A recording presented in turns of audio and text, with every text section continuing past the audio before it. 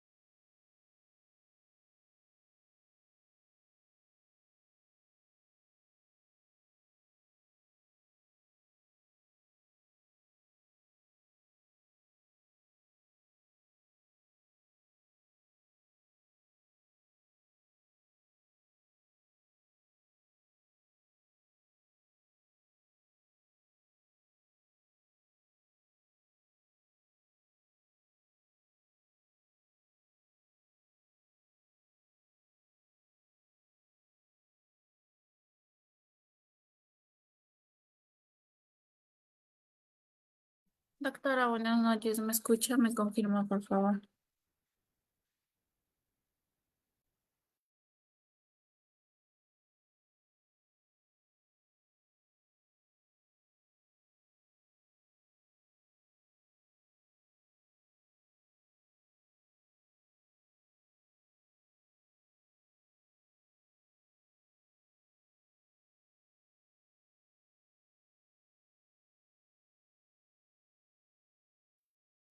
Doctora, buenas noches. ¿Me escucha, por favor?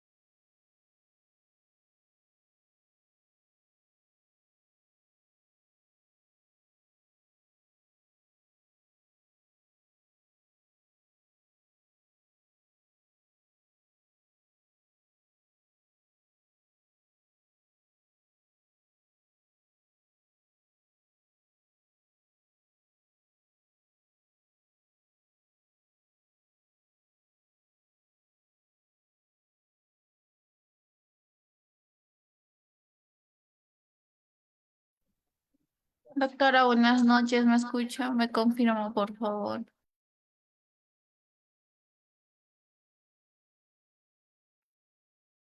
Buenas noches, si se le escucha.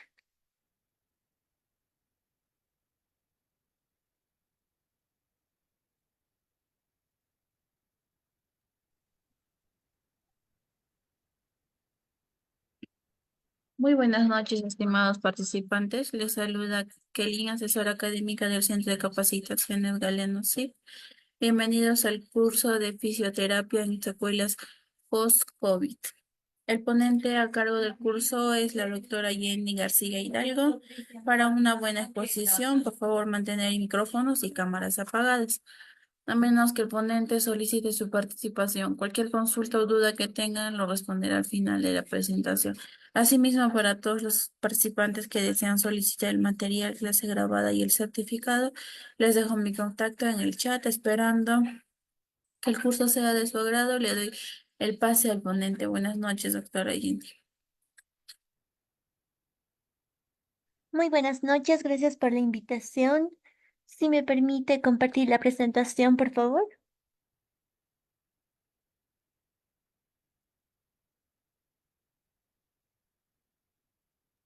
Ya está, doctora. Perfecto, muchas gracias.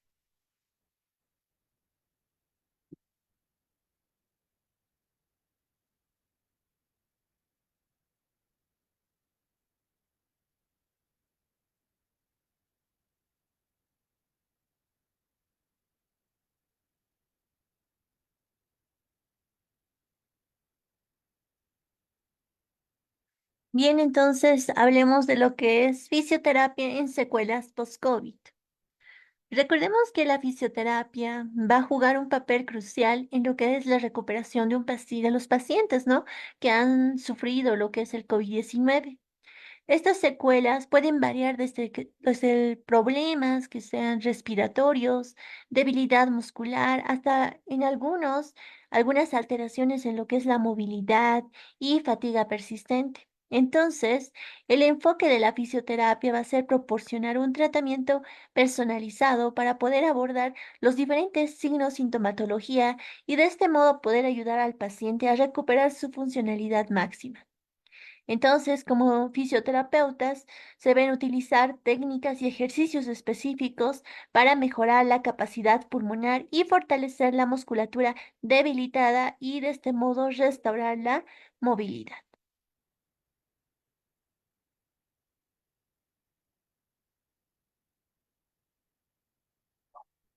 Entonces recordemos, ¿no?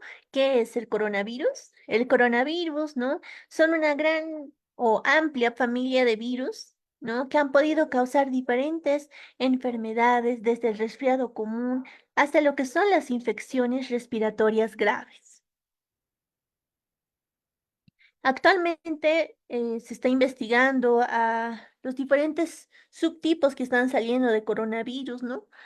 Y el 80% de los casos registrados en el mundo del COVID-19 se presentan como si fueran una gripe normal hoy en día y son fáciles de manejar. En tanto, un 20% puede ser una complicación, ya sea una complicación menor, ¿no? De ellos, un 10% va a necesitar una hospitalización si llegase a complicarse.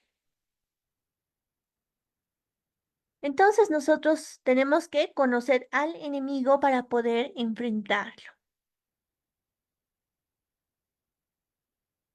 Entonces, para ello vamos a hablar del SARS-CoV-2. Vamos a ver que esta cuenta con una espiga de glucoproteína, a lo que le estamos aquí denotando con una S, ¿no? Esta es una estructura parecida a una corona. Fíjense acá, ¿no? Todo esto. Parece una corona. Esta va a ser la responsable de la unión y la fusión a la membrana y el objetivo para la generación de lo que son los anticuerpos por parte del huésped. También vemos aquí en color azul celeste la proteína hemaglutinina esterasa. Aquí también tenemos el RNA que tiene de cadena positiva y la matriz. Debemos conocer el sitio de ataque, ¿no? El sitio donde va a atacar el coronavirus, principalmente a dónde, a los pulmones, ¿no? Específicamente vamos a ver, ¿no? Si nosotros nos acercamos con un microscopio y vamos a ver más a profundidad, vamos a ver esto que son los alvéolos, ¿no? Dentro de los alvéolos o en este espacio vamos a encontrar a los neumocitos tipo 1 y a los neumocitos tipo 2. Y entonces es a este nivel donde va a atacar el coronavirus. Hablando de la fisiopatología, vamos a hablar sobre cómo es que este virus va a atacar al cuerpo, ¿no? A la célula, al neumocito tipo 2. Entonces estamos viendo aquí está el COVID. Entonces la espiga de glucoproteínas se une a la enzima convertidora de angiotensina 2 y aquí es donde va a ocurrir la endocitosis del virión con ayuda de la serina proteasa 2.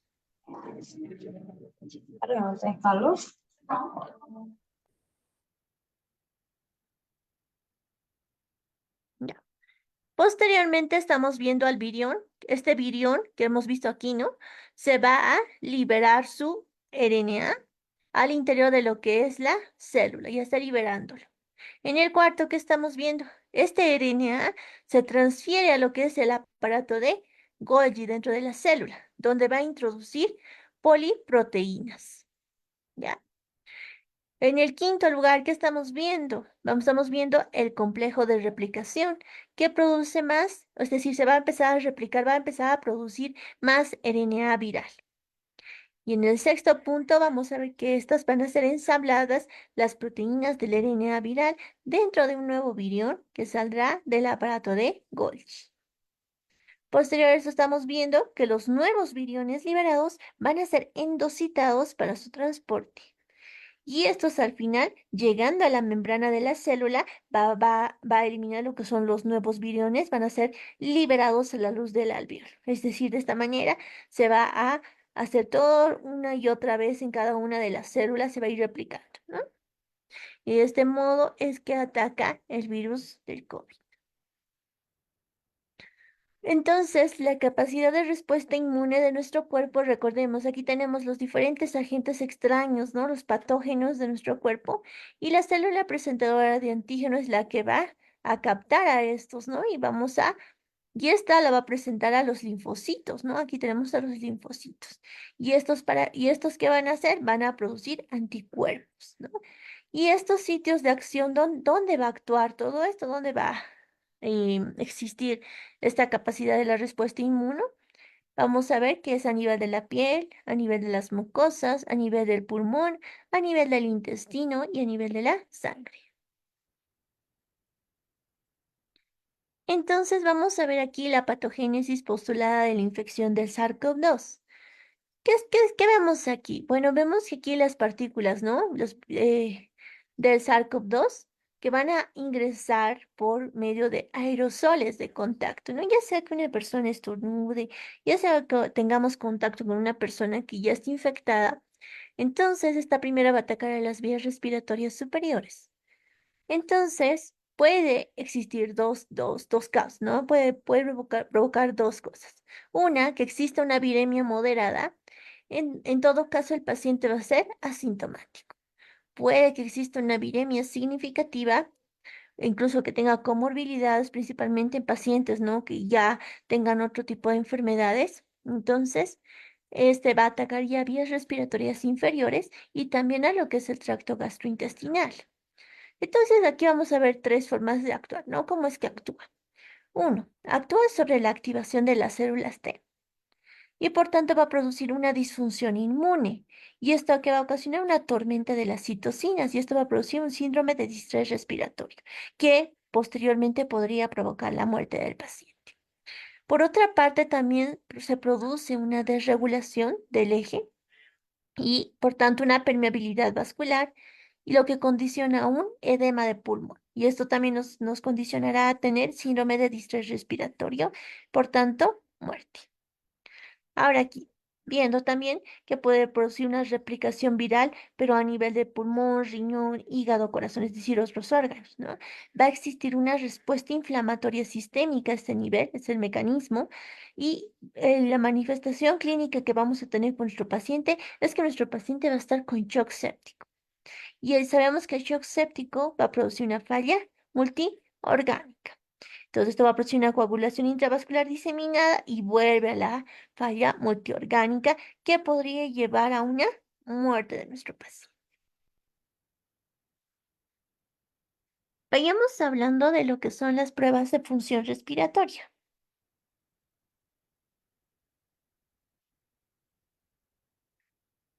Ya. Antes de, bueno, ya.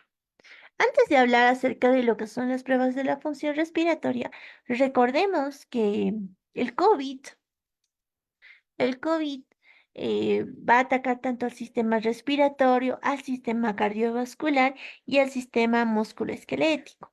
Al sistema respiratorio puede causar daño en pulmones, llevando a una disminución de la capacidad respiratoria. Puede producir una acumulación de lo que son las secreciones y en algunos casos fibrosis pulmonar, ¿no? Entonces los pacientes pueden experimentar lo que es dificultad para respirar y una menor capacidad de realizar ejercicios, es decir, se cansan mucho al simple subir las gradas, cuando antes no se cansaban. Entonces, este tipo de sintomatología va a tener el paciente.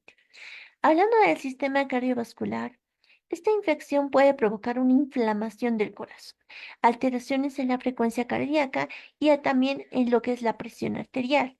Entonces puede producir en algunos casos una miocarditis. Y estos efectos, cómo se manifiestan en el paciente? Los vamos a ver como fatiga, el paciente va a sentirse fatigado, va a haber disminución de la tolerancia al ejercicio, que va a conllevar lo mismo, ¿no? A una afectación también a nivel respiratorio. Entonces, si hay tanto afectación respiratoria como cardiovascular, este paciente va a estar fatigado, este paciente va a tener menor capacidad para poder hacer ejercicio, menor tolerancia, ¿no? Entonces vamos a ver que eso ocurre en nuestros pacientes. Hablando del sistema musculoesquelético, el COVID-19, hemos visto que también ha alterado a nivel musculoesquelético. Entonces va a incluir lo que es la inmovilización prolongada o el reposo en cama, ¿no? Que muchos estaban en cama postrados por muchos días, ¿no? Y esto pudo haber provocado debilidad muscular, atrofia y pérdida de la movilidad de algún sector del cuerpo, ¿no?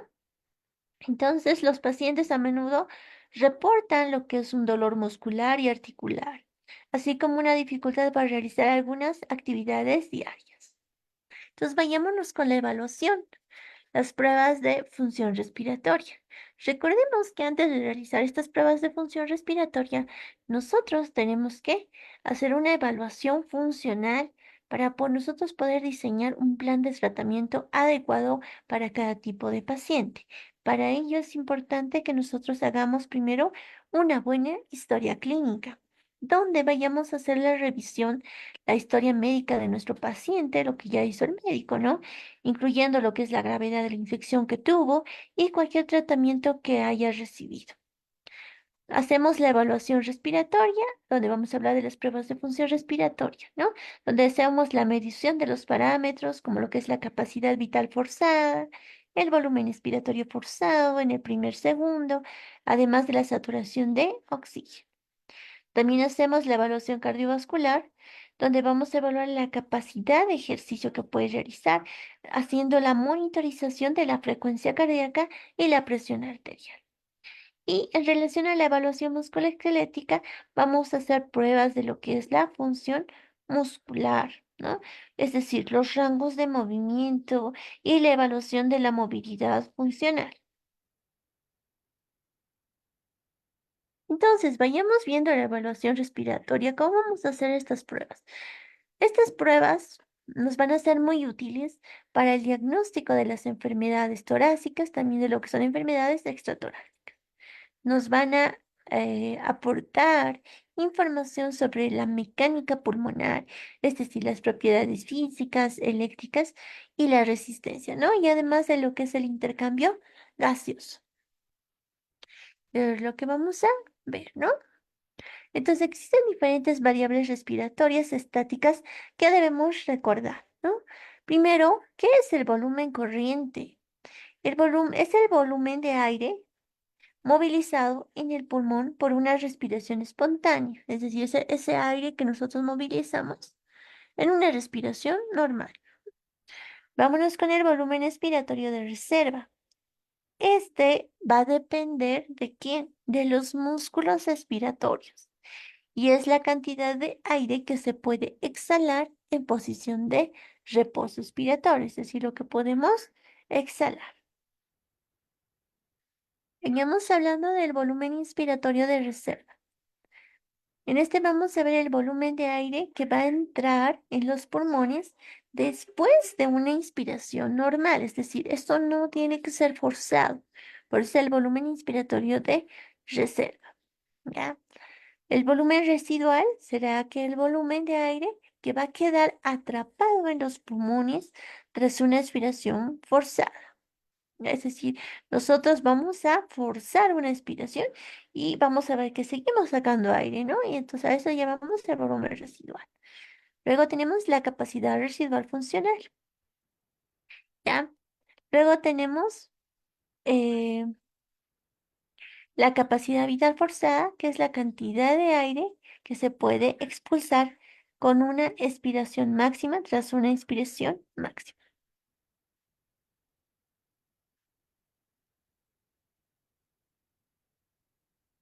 Ya. Tenemos otros términos. La capacidad vital. La capacidad vital, también conocida como capacidad vital inspiratoria o capacidad vital lenta, va a ser el volumen máximo inspiratorio tras una expiración forzada máxima. Y la capacidad inspiratoria es el volumen total más el volumen inspiratorio residual. La capacidad pulmonar total es el volumen de los gases que contiene los pulmones al final de una inspiración forzada. ¿Ya? Recuerden estos términos, ¿no? Para poder hacer las evaluaciones. Entonces, vamos a tener las variables respiratorias dinámicas, que al contrario de las estáticas, tenemos que tener en cuenta lo que es el factor tiempo. Es decir, vamos a evaluar lo que se tarda en efectuar lo que es la maniobra. La maniobra. ¿Qué es lo que se hace? Se realiza una expiración forzada máxima con la mayor velocidad posible. Entonces, tras una inspiración máxima, y se va a obtener lo que es la exhalación en el primer segundo. Entonces, vamos a ir valorando cada uno de estos, ¿no? La frecuencia. Ya. También tenemos que hablar de la curva flujo-volumen. Esta va a relacionar lo que es el flujo aéreo con el volumen pulmonar y va a tener una parte tanto expiratoria y una parte como inspiratoria.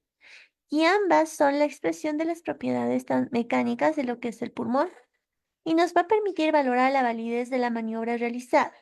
Por tanto, vamos a poder clasificar a los pacientes dentro de un determinado patrón ventilatorio. Entonces, aquí estamos viendo, ¿no? Tenemos un patrón restrictivo, en este caso, aquí tenemos el patrón obstructivo y este es el patrón normal. ¿Ya? Entonces, si se dan cuenta, aquí estamos viendo nuestras curvas y estamos viendo que esto es lo normal. Si sabemos que esto es lo normal, aquí estamos viendo en línea punteada, aquí lo que estamos viendo que hay una disminución, entonces hay un patrón obstructivo. Y en este, fíjense que es aún menor, estamos viendo un patrón restrictivo. Y eso es lo que vamos a ir valorando.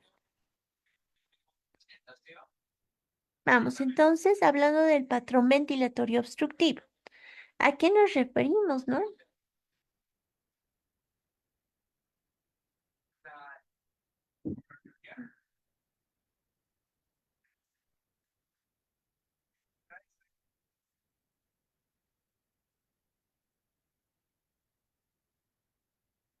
Ya, se caracteriza por la existencia de un cociente que vendría a ser el volumen expiratorio forzado en el primer segundo, ¿no? Sobre lo que es la capacidad vital forzada. Este, si sale inferior al 70% del valor de referencia, ahí estaríamos hablando de un patrón ventilatorio obstructivo. De ahí la importancia de conocer estos términos. Entonces, puede deberse a una obstrucción de la vía aérea que puede ser causada por una contracción del músculo liso bronquial, también puede ser por una inflamación bronquial, por un cuerpo extraño o por la pérdida de la elasticidad pulmonar. Entonces, pueden ser diferentes estas las razones por las que el paciente tenga un patrón ventilatorio obstructivo. Recordemos, ¿no? Entonces, que cuando hablamos de un patrón ventilatorio obstructivo, una vez de hacer estas pruebas, vamos a encontrar que el volumen expiratorio forzado en el primer segundo sobre la capacidad vital forzada va a ser inferior al 70%. Entonces, con esto nos damos cuenta de que hay patrón ventilatorio obstructivo. Hablando del Hablando de lo que es el patrón ventilatorio restrictivo, este se va a caracterizar por la existencia de un cociente, ¿no? ¿Cuál sería el cociente? Sería el volumen expiratorio forzado en el primer segundo sobre la capacidad vital forzada normal. Entonces, lo que estamos viendo es una capacidad vital forzada inferior al 80%. Por tanto, estaríamos con un patrón ventilatorio restrictivo y esto se debería a que principalmente que estamos ante un paciente con alguna enfermedad pulmonar, una enfermedad extrapulmonar o alteraciones neuromusculares. Hablando del patrón ventilatorio mixto, este se caracteriza por la existencia de una reducción del volumen expiratorio forzado del primer segundo y de lo que es la capacidad vital forzada y el menor grado de relación entre estas dos. Se debe a la coexistencia de que puede existir una fibrosis pulmonar, como una inflamación endobronquial o que existan diferentes enfermedades respiratorias. Y es lo que estamos viendo aquí, ¿no? Estamos viendo que aquí está normal la curva, ¿no? Estamos viendo aquí que estamos normal. Y ahora, ¿qué existe aquí? En el patrón obstructivo, fíjense que existe una alteración en esta. Fíjense, esto ni siquiera llega a este nivel, ¿no? En el patrón restrictivo, lo mismo, ¿no? Estamos viendo esta alteración de la capacidad total, ¿no? Pulmonar total. Y estamos viendo, ¿no? lo que les decía al principio, ¿no? La capacidad vital forzada versus lo que es el volumen residual, ¿no? Ahí estamos viendo en los diferentes pacientes cómo es que se va alterando cada uno de estos. Hablando de la pletismografía, nos sirve para medir los volúmenes estáticos y dinámicos. Entonces, este pletismógrafo es una cabina hermética donde en su interior vamos a meter a lo que es el enfermo y vamos a evaluar el volumen constante y la precisión constante. Nos va a servir para confirmar si existe una restricción pulmonar y descartar el atrapamiento aéreo y la limitación del flujo aéreo. Y esto es, ¿no? El pletismógrafo, lo que estamos viendo es así, y ahí lo metemos al paciente y de esta manera vamos a poder evaluar.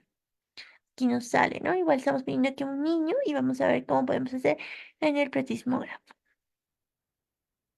También nos sirve mucho para evaluar la capacidad respiratoria del paciente. Aquí, hablando también de lo que es la espirometría, en casos de obstrucción de la vía aérea superior, podemos ver estas tres, ¿no? Tres tipos de patrones. El patrón de obstrucción fija de la vía aérea, el patrón de obstrucción variable extratorácica y el patrón de obstrucción variable intratorácica. Hablando del patrón de obstrucción fija de la vía aérea, esta principalmente se debe a lesiones anulares de la tráquea y, bueno, se caracteriza porque en la curva no se modifica con los esfuerzos inspiratorios ni expiratorios. Entonces eso nos ayuda, ¿no? También podemos ver la de obstrucción variable extratorácica. Esta se debe a lesiones situadas a más de 2 centímetros por encima del manubrio esternal. Hablando de la obstrucción variable intratorácica, son lesiones localizadas en la porción distal de la tráquea. Entonces, con el espirómetro podemos ver estos tipos de patrones. ¿Qué más? También podemos ver que existen trastornos obstructivos que podrían ser el EPOC, el asma, bronquiectasias, ¿no? A algunos enfermos de enfisema puede observarse una espirometría normal, es decir, que por más que nosotros le hagamos la espirometría, puede salirnos normal. Entonces, siempre es bueno guiarnos también con ayuda de un médico, ¿no? El médico que haga las pruebas y ya venga con este tipo de resultados, nuestro diagnóstico, nuestro paciente y nosotros podamos colaborarlos con la fisioterapia. Tenemos también los trastornos restrictivos parenquimatosos. Dentro de eso tenemos la neumonectomía, el edema pulmonar. Recordemos que estos trastornos se van a caracterizar por una disminución de la mayoría de los volúmenes pulmonares. Entonces va a existir una alteración en donde va a aparecer una retracción elástica del pulmón. También puede existir los trastornos restrictivos extrapulmonares, que pueden ser enfermedades de la pleura, como ser un derrame pleural, neumotórax, paquipleuritis, y en algunos casos puede producir una deformidad de la columna dorsal y en la caja torácica. Entonces puede existir una cifoescoliosis, una espondilitis anquilosante.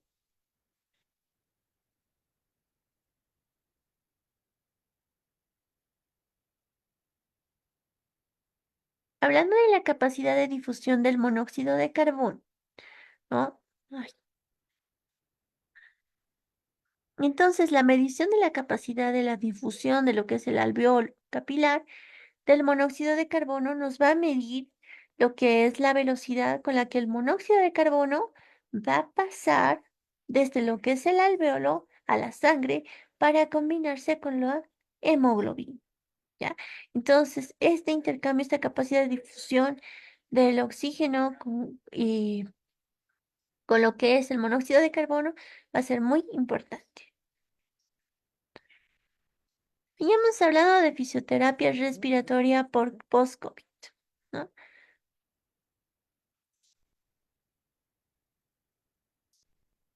Ya. La terapia respiratoria para pacientes post-COVID se va a centrar en mejorar lo que es la función de los pulmones y la eficiencia respiratoria. Para ello, se puede hacer desde ejercicios de expansión pulmonar, ya sean técnicas como lo que es la respiración diafragmática, la respiración con los labios fruncidos para mejorar la ventilación y reducir lo que es la disnea. También podemos hacer técnicas de drenaje postural, donde hacemos el posicionamiento del paciente para facilitar el drenaje de las secreciones acumuladas.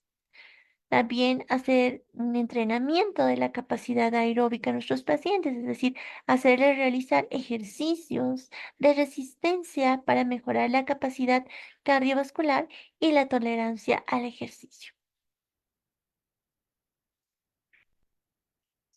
Entonces, ¿qué es la fisioterapia respiratoria? Va a ser un conjunto de técnicas de tipo físico que junto al tratamiento del médico va a pretender mejorar y mantener una óptima función ventilatoria y respiratoria del organismo. Entonces, esto nos va a dar un soporte educacional, a su vez, que nos va a prevenir o mejorar y estabilizar lo que son las alteraciones pulmonares ya ya obtenidas, ¿no? ¿Cuáles serán los objetivos de la fisioterapia respiratoria? Van a ser conseguir y mantener la máxima función respiratoria que nos permita una buena ventilación y oxigenación del organismo. Recordemos que es diferente ventilación y oxigenación del organismo.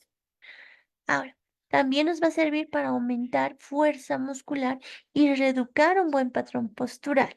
Recordemos que muchas veces cuando hay una dificultad en en la respiración, los músculos inspiratorios y expiratorios nos van a ayudar, ¿no? A poder hacer una mejor la función respiratoria propiamente dicha. Entonces, nosotros también podemos trabajar en esta zona para aumentar la fuerza muscular y reeducar de nuevo, ¿no? El patrón postural de nuestro paciente. También nos sirve para conseguir una mejoría en los síntomas y de tal modo que nosotros podamos enlentecer la progresión de la enfermedad. Nos va a ayudar a disminuir el trabajo respiratorio a través de que nosotros podamos hacer la disminución de las resistencias bronquiales y también de lo que son los niveles de CO2 en sangre mediante ejercicios respiratorios. ¿Ya? Nos va a servir también para fomentar la respiración diafragmática, mantener una buena ventilación pulmonar, incidiendo en zonas hipoventiladas. Nos sirve también para mantener los diámetros torácicos, evitando la acumulación de secreciones en el árbol bronquial. De tal manera nosotros vamos a prevenir o corregir aquellas alteraciones esqueléticas y de la musculatura respiratoria que podría tener nuestro paciente. Entonces vamos a facilitar la eliminación de las secreciones gracias a diferentes técnicas y también debemos que hacer la concientización de nuestro paciente y la propia familia, ¿no? Que son de vital importancia, ya que estos deben colaborar en el tratamiento y también deben hacerse responsables de la puesta en práctica de las pautas establecidas que se le dio a nuestro paciente, ¿no? Entonces es importante explicarle a la familia que debe realizar. Si nosotros le hemos mandado a hacer algunos ejercicios de respiración, deben ayudarlo también la familia, ¿no? A que se ponga en práctica todo lo que se le ha pedido. Vamos a ver los objetivos, ¿no? Objetivo primario, objetivo secundario y objetivo terciario de hacer la fisioterapia en pacientes post-COVID, ¿no? Primario, nos va a servir para evacuar o reducir la obstrucción bronquial. Entonces, por tanto, vamos a remover el exceso de las secreciones en las vías aéreas, que es lo que más se cree y se quiere, ¿no? Muchos pacientes posterior al COVID han quedado con estas secreciones en vías aéreas o esta pequeña obstrucción, ¿no? Que todo el tiempo lo sienten posterior al COVID. Entonces, uno de los objetivos de la fisioterapia de las técnicas y ejercicios de fisioterapia va a ser estos, ¿no? De que nosotros podamos ayudar a evacuar o reducir la obstrucción bronquial. El objetivo secundario va a ser la prevención o el tratamiento de atelectasias o hiperinsuflación pulmonar que esto tenga. Y como objetivo terciario va a ser la prevención de los daños de algunas otras estructuras.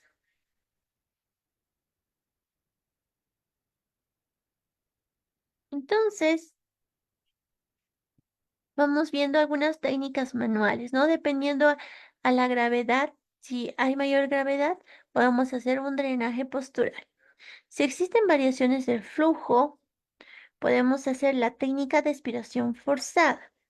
Entonces, dentro de esta técnica, esta es una maniobra que consiste en una expiración activa, en la que el paciente va a exhalar de manera rápida y forzada. Entonces, con el objetivo de que pueda movilizar estas secreciones desde las vías respiratorias periféricas hacia las centrales. Por tanto, va a facilitar la eliminación de estas secreciones. Luego tenemos el DEA. ¿Qué será? El drenaje autógeno. Esta técnica es una técnica respiratoria que va a buscar movilizar estas secreciones a través de variaciones en el flujo respiratorio, que estas van a estar controladas por el propio paciente. Entonces esta se va a centrar en la regulación de la respiración para movilizar y eliminar secreciones de manera eficaz. Luego tenemos Elliott Gold, que es la expiración lenta total. Esta técnica consiste en realizar una expiración lenta y completa con la glotis abierta. El paciente debe estar en posición en decúbito lateral, es decir, acostado de lado, y bueno, está diseñada esta técnica para poder drenar las secreciones en las regiones pulmonares más distales. Luego tenemos la expiración lenta prolongada, el ELPR. Esta técnica va a implicar una expiración prolongada y controlada y va a buscar mantener el flujo aéreo durante más tiempo. Por tanto, va a facilitar el transporte de las secreciones desde las vías aéreas pequeñas hacia las más grandes. Luego tenemos el AFE, que es la aceleración del flujo expiratorio. Esta técnica consiste en aumentar de manera progresiva la velocidad del flujo expiratorio. Entonces nos va a ayudar a movilizar las secreciones hacia las vías respiratorias centrales y por tanto va a facilitar su posterior eliminación. Luego tenemos el ACBT. Este va a ser un conjunto de técnicas respiratorias que van a combinar diferentes maniobras como es la respiración controlada, el drenaje autógeno y las técnicas de expiración forzada. Es decir, vamos a combinar diferentes técnicas, ¿no? ¿Para qué? Para la movilización y eliminación de las secreciones. Así podemos sumar una y otra y entonces las combina y las utiliza, ¿no? Y las presiones. Aunque no es una sigla, esta se refiere a la aplicación de la presión manual en el tórax durante la expiración. Esto con el fin de facilitar la expulsión de aire y secreciones de las vías respiratorias.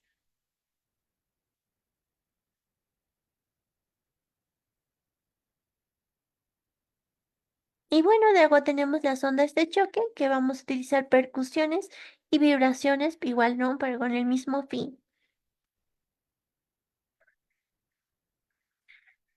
¿Cuáles son las bases de las técnicas manuales? ¿No? Aquí estamos viendo problema en pulmón profundo, ¿no? Es decir, que está afectando al alveolo. Hacemos inspiración lenta en nuestro paciente. Problemas en vías aéreas medias. Le hacemos hacer expiraciones lentas. Es diferente, inspiración lenta a expiración lenta. Ahora, si existe problemas en vías aéreas proximales, hacemos expiración forzada.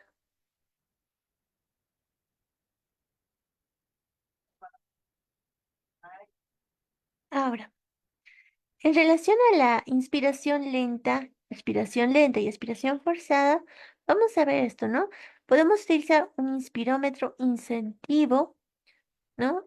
EDIT, ejercicio a débito inspiratorio controlado.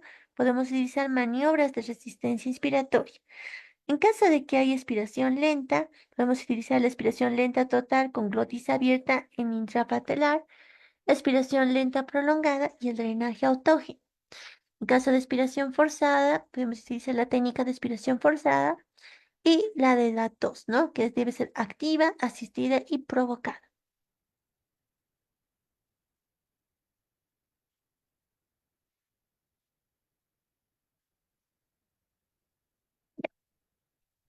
Ahora hablando de las técnicas instrumentales, vamos a ver el sistema PEP.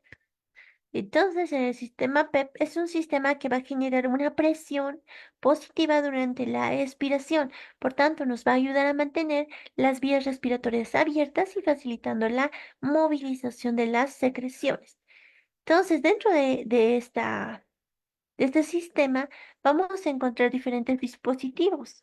En esta categoría tenemos el PEP Mask, que es una máscara que va a proporcionar resistencia durante la expiración para que cree una presión positiva. Tenemos el Flutter, que es un dispositivo portátil que combina la presión expiratoria positiva con la vibración, por tanto va a facilitar el desprendimiento de las secreciones. También tenemos la capella, que es similar al Flutter, ¿no? Este dispositivo va a utilizar lo que es la resistencia variable y las vibraciones para ayudar a despejar estas secreciones. Luego tenemos el Cornet, que es otro dispositivo que genera una oscilación durante la expiración para poder movilizar estas secreciones. Tenemos el Terapep, que es otro dispositivo que nos permite realizar terapia PEP mientras se monitorea la presión general. Por tanto, nos va a ayudar a mejorar la función pulmonar. Hablando de lo que es la hiperinsuflación. La hiperinsuflación vamos a tener lo que es el IPPB, ¿no? Que es Intermittent Positive Pressure Breathing. Este es un método de ventilación asistida. Entonces va a suministrar aire a los pulmones bajo una presión durante la inspiración para poder ayudar en la expansión del pulmón. Tenemos al BNI, que es la ventilación mecánica no invasiva. Entonces, es una técnica que nos va a proporcionar el soporte ventilatorio a través de una máscara facial o nasal sin necesidad de que nosotros tengamos que hacer una intubación endotraqueal. Tenemos el exuflación mecánica, que es un dispositivo que va a simular la tos. Por tanto, va a proporcionar ciclos de insuflación seguidos por exuflación rápida para ayudar a movilizar y expulsar las secreciones. Y luego tenemos las insuflaciones manuales, ¿no? Donde vamos a hacer técnicas en las que utilizamos un dispositivo manual, como ser un ambú, ¿no? Para suministrar los volúmenes de aire mayores a los pulmones. Por tanto, vamos a facilitar la expansión pulmonar. Y hablando de las ondas de choque, en esta vamos a utilizar vibraciones, ¿no? Tenemos las vibraciones externas, donde se utiliza un chaleco vibratorio o dispositivos externos que van a generar vibraciones que van a ayudar a movilizar las secreciones desde las vías respiratorias. Y también existen las vibraciones internas. Estas van a ser generadas a través de dispositivos PEP, como el flúter, ¿no? Como el cornet, como la capella, que van a combinar estas una presión expiratoria positiva con vibraciones para poder despejar estas secreciones internas. Entonces, son las técnicas instrumentales que podemos utilizar en estos pacientes. Hablando un poquito de fisiología, recordemos, ¿no? Que existe un volumen, que existe la presión y va a existir un punto de inserción superior y un punto de inflexión inferior.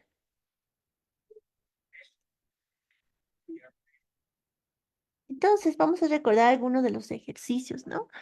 Los ejercicios respiratorios, estos se van a diseñar principalmente para el tratamiento ya de nuestros pacientes post-COVID. Estos se diseñan para reentrenar a los músculos respiratorios, por tanto, distribuir la ventilación, reducir el trabajo respiratorio, mejorar el intercambio gaseoso y la oxigenación. ¿Cuáles son los objetivos de esos ejercicios respiratorios?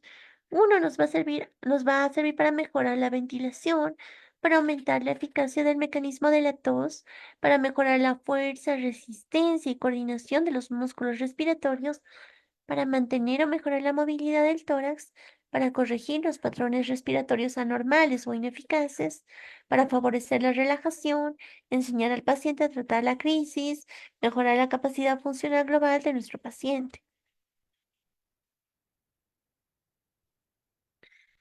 Bueno, hablar del procedimiento y precauciones, ¿no? No se debe realizar el drenaje postural inmediatamente antes de las comidas ni durante la hora posterior a las mismas. ¿Por qué? Porque a fin de que nosotros podamos evitar lo que son náuseas, vómitos o broncoaspiración. Otra de las precauciones en enfermos con pronóstico grave, debemos consultar la indicación previamente de un médico. Ahora, debemos evitar la fisioterapia respiratoria cuando el enfermo presente tenga una hemorragia pulmonar activa, que tenga fractura costal, fractura de pared torácica inestable, neumotórax no tratado, infarto de miocardio reciente, tuberculosis pulmonar, tumoración, absceso pulmonar, empiema, asma, broncoespasmo agudo. Entonces, en estos casos debemos evitar realizar fisioterapia respiratoria. Debemos abstenernos de hacer presión sobre la columna vertebral y vísceras para evitar lesiones del raquis u órganos internos. Y están contraindicadas las técnicas de percusión y vibración durante las 24 horas siguientes a la realización de una broncoscopía. Recordar siempre todas las precauciones antes de realizar alguna de las técnicas. También realizar la percusión sin joyas, evitando además realizarlas sobre botones y cremalleras que puedan lesionar al paciente. Verificar si existe afectación pulmonar y localización de la misma.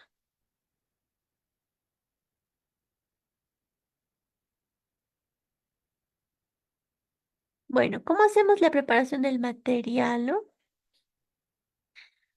Guantes no estériles, no es necesario que sean estériles, almohadas, pañuelos, bolsas desechables. Necesitamos fonendoscopio, mesa o una cama articulable para hacer los drenajes posturales, un equipo de aspiración, un inspirómetro de incentivo y material para higiene bucal. ¿Cómo hacemos la preparación para nuestro paciente? Explicamos la técnica al paciente o a la familia y la finalidad del procedimiento. Estimular al paciente para que colabore con la ejecución de los ejercicios. Colocamos al paciente en una posición cómoda y confortable, teniendo en cuenta la técnica que vayamos a utilizar. Entonces vamos viendo una de las técnicas, la respiración diafragmática. Esta está pensada para mejorar la eficacia en la ventilación y reducir el esfuerzo respiratorio, donde vamos a aumentar la excursión, es decir, el descenso y ascenso del diafragma y mejorando el intercambio gaseoso y la oxigenación. Entonces, en la respiración diafragmática, fíjense aquí, ¿no? Nos va a ayudar a que el paciente a elevar al diafragma, es decir, nos va a ayudar a incrementar la expansión pulmonar. Entonces, ¿qué es lo primero que hacemos? Higiene de manos siempre.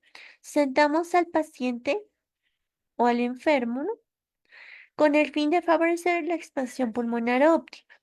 Colocamos una mano sobre el tórax del paciente y la otra sobre el abdomen, justo por debajo de las costillas para notar la elevación y descenso del diafragma.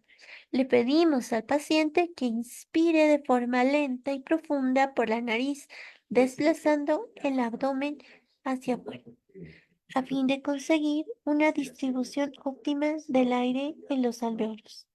Animarle a que expire el aire a través de la boca con los labios fruncidos y contrayendo el abdomen. Realizar este ejercicio durante unos minutos, dejando descansar al paciente 2 minutos antes de que podamos repetir el ciclo.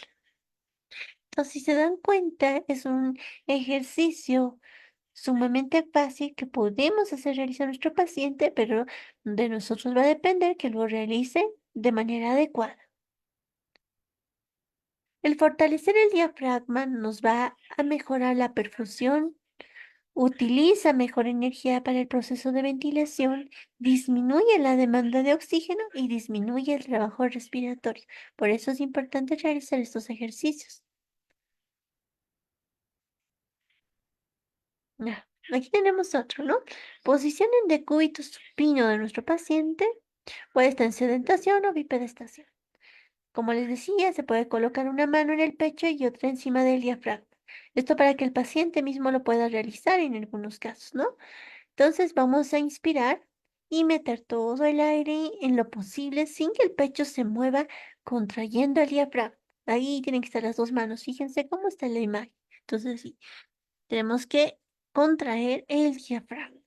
Sacamos todo el aire lo más despacio posible por la boca, frunciendo los labios. Entonces es importante eso, que cuando saquemos el aire, cuando saque el aire el paciente, tiene que estar frunciendo los labios. Puede hacerlo en el cúbito dorsal o en problema de cúbito supino. También puede hacerlo en sedestación o bipedestación. Ahora, respiración de labios fruncidos. También se puede practicar esto, ¿no? Donde se inhala, es decir, metemos aire lentamente por la nariz. Colocamos los labios en forma de una U, como si fuera a dar un beso. Ahí tenemos los labios fruncidos. Luego le pedimos que exhale, tratando de que el aire salga en el doble o triple de tiempo en lo que se metió, es decir, lo más rápido posible. Ahora, vamos con la respiración costobasal. Es una técnica para optimizar lo que es la contracción de los fascículos costales del diafragma. Entonces, ¿qué se hace en este? Se colocan las manos, aquí están, ¿no? Sobre el costado derecho e izquierdo y se inhala por la nariz lentamente y se dirige el aire hacia los costados. Entonces, lo que se va a sentir como si llevara sus manos. Entonces, se saca el aire mientras se presiona suavemente con las manos con la técnica de labios fruncidos. Es importante que sea con la técnica de labios fruncidos. Ahora, también tenemos la expiración lenta total con la glotis abierta en infralateral o el Brown. Esta es una expiración lenta iniciada la capacidad residual funcional y perseguida hasta el volumen residual. Entonces da mejor desinsuflación del pulmón intralateral. ¿Cuáles son las indicaciones? Que tenga acumulación de secreciones bronquiales en la zona media del árbol respiratorio en adultos o en adolescentes. ¿Cuáles son las contraindicaciones? Bronquiectasias, abscesos importantes. Hay que tener sumamente precaución en casos de afectación pulmonar unilateral, ventilatoria o perfusional. Y algo también importante que le pedimos a nuestro paciente es que realice actividad física y ejercicio. La respiración son movimientos que nos permiten la vida y los movimientos de las extremidades nos permiten relacionarnos. También puede existir afectación muscular periférica en la enfermedad crónica, ¿no? Entonces, puede existir menor masa muscular, menor concentración de mioglobina, menor porcentaje de fibras tipo 1 y aumento del proceso oxidativo por hipoxia. Esto principalmente en pacientes que están todo el tiempo sentados, ya sea por alguna enfermedad, o en este caso, hablando del COVID, ¿no? En secuelas post-COVID, por haberse mantenido mucho tiempo postrados o recostados en casa, que hizo que haya una afectación muscular. Entonces puede deberse a una desnutrición y pérdida de la masa muscular, ¿no? Un paciente desnutrido promueve a una disminución de la masa muscular. Puede haber mayor afectación en las fibras tipo 2. Una comorbilidad puede ser alteraciones electrolíticas, un fallo cardíaco, pacientes con diabetes, pacientes con hipertensión, la edad avanzada y el sedentarismo. También la corticoterapia, mayor debilidad, puede producir mayor debilidad en miembros inferiores relacionados a pacientes que han utilizado mayor tiempo lo que es la corticoterapia, tratamientos con corticoides. Entrenar lo que es la movilización pasiva, activa y resistida, ¿no? Es el entrenamiento de los músculos, ¿no? Podemos hacerle hacer pequeños movimientos a nuestro paciente que nos sirva, ya sea algunos para el fortalecimiento, también podemos utilizar la electroestimulación, los estiramientos. Movilización pasiva y activa resistida, ¿no? Podemos hacer que sentadito el paciente pueda empezar a hacer ya pequeños movimientos y esto poco a poco vaya incrementando, ¿no? Hacemos el fortalecimiento de estos músculos, hacemos la reeducación de la marcha en algunos pacientes que no se podían levantar o había una claudicación al momento de levantarse, podemos hacer la reeducación de la marcha y también lo que son los estiramientos. Hablando del reacondicionamiento pulmonar, este va a ser un proceso mediante el cual vamos a desarrollar en el individuo la capacidad y las habilidades físicas necesarias para su salud pulmonar. Entonces, para ello se necesita hacer un previo programa, ¿no? Para cada tipo de paciente, donde le vamos a decir, por ejemplo, calentamiento 5 minutos, ejercicio libre o resistido y luego el enfriamiento 5 minutos. Puede utilizar diferentes sesiones, diferentes ejercicios, por ejemplo, ergómetro de brazos, bicicleta estática, banda sin fin. Entonces, existen diferentes ejercicios que podemos realizar dependiendo al paciente. Hacemos la reeducación del patrón diafragmático, por tanto podemos hacer fortalecimiento de los músculos, también podemos hacer actividades del ergómetro de los miembros, bicicleta estática y la banda sin fin. Entonces, el paciente puede tener disnea, fatiga, ¿no? Puede tener una alteración en la frecuencia cardíaca, la presión arterial, la saturación. Entonces, vamos a ir valorando cómo es que actúa el paciente en cada uno de estos ejercicios que le dé. La técnica de insuflación pulmonar con inspirómetro incentivado. Esta es una técnica en la función que va a procurar la inhalación máxima prolongada. Para ello tenemos que, primero, siempre la higiene de las manos, colocar al paciente sentado con la espalda recta y le vamos a dar el incentivador a la altura de la boca. Y le vamos a pedir que expire normalmente antes de hacer una inspiración profunda. Debe rodear totalmente la boquilla con los labios bien apretados y debe inspirar profundamente hasta conseguir elevar el máximo de las bolas posibles, manteniendo la respiración unos segundos. Soltar la boquilla y exhalar. Y esto debe repetir el proceso varias veces. Y la vibración, esta consiste en una presión suave y rítmica con las manos sobre el tórax del enfermo cuando está en fase de expiración, es decir, lo vamos a ayudar a que elimine estas secreciones, ¿no? Normalmente esto en pacientes que tienen secreciones bronquiales, ¿no? Y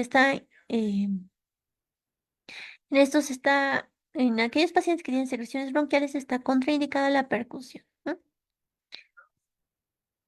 También tenemos lo que es la percusión o clamping, que van a ser movimientos que vamos a realizar golpeando la pared torácica en forma rítmica con las manos, ¿no? Transmitiendo un impulso para movilizar las secreciones. Para ello es importante siempre la higiene. Colocamos al paciente en posición de drenaje postural, protegemos la zona con ropa para disminuir algunas molestias. Con las manos en forma de cuenco podemos empezar a hacer la percusión, ¿no? Puede ser a modo lento, rítmico, durante 3 a 4 minutos. Nos aseguramos de que el palmeo produzca un ruido hueco, ya que esto indica eficacia de la técnica. Y posteriormente tenemos que auscultar al paciente a fin de que podamos comprobar la eficacia de la técnica.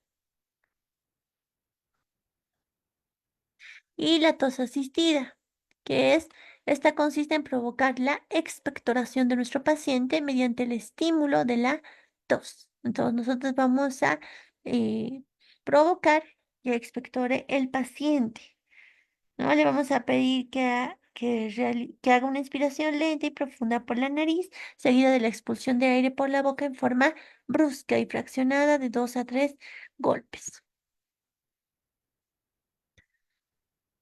Entonces, es importante realizar una buena historia clínica, realizar una oxigenoterapia graduada, ¿no? Realizar los ejercicios, la fuerza muscular y atención de psicología. Algunas observaciones: se deben seguir las precauciones de barrera siempre que exista contacto con lo que son las membranas, secreciones respiratorias de nuestro paciente y objetos que puedan estar contaminados. Se debe observar el estado del paciente antes de iniciar cualquier técnica y, bueno, es importante favorecer la humidificación de las secreciones mediante la ingesta líquida adecuada. Debemos hacer el registro del procedimiento, esto es muy importante, cómo es el aspecto de las secreciones, la tolerancia del paciente, el resultado de la fisioterapia. En cuidados posteriores debemos mantener al enfermo con buena hidratación, eh, comprobar la eficacia de la técnica aplicada, valorar la cantidad y características de las secreciones y previsión de las revisiones y método de evaluación. Respecto a las complicaciones, bueno, en algunas personas se ha visto hipertensión intracraniana, crisis hipertensiva, hipotensión grave, inestabilidad hemodinámica, bradicardia, hipoxemia, aceleración del PIC, broncoespasmos. Estas complicaciones son relativas, ya en su mayoría, y principalmente apuntan a alguna técnica kinésica y en ciertas condiciones.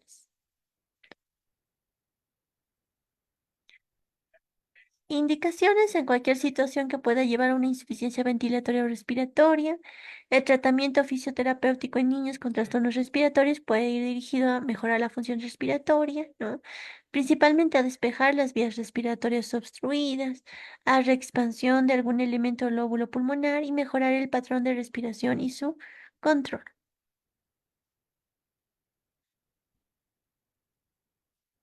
En relación a niños, patologías en pediatría, nos sirve para displasia broncopulmonar, bronquitis, neumonías, atelectasias, asmas, mucoviscosidades, en pacientes postquirúrgicos y en pacientes con deformidades torácicas. Y bueno, eso vendría a ser todo con respecto al curso del día de hoy. Recordemos, la seguridad de los pacientes constituye una de las estrategias prioritarias para los sistemas sanitarios de todo el mundo. Soy la doctora Gabriela García. Si tienen dudas, preguntas, por favor, hacedmelos conocer por el chat.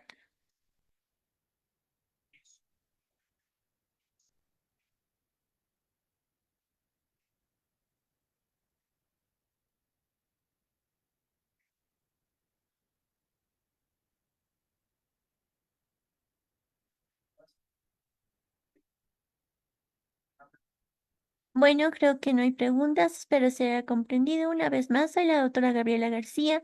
Un saludo desde La Paz, Bolivia. Que tengan muy buenas noches.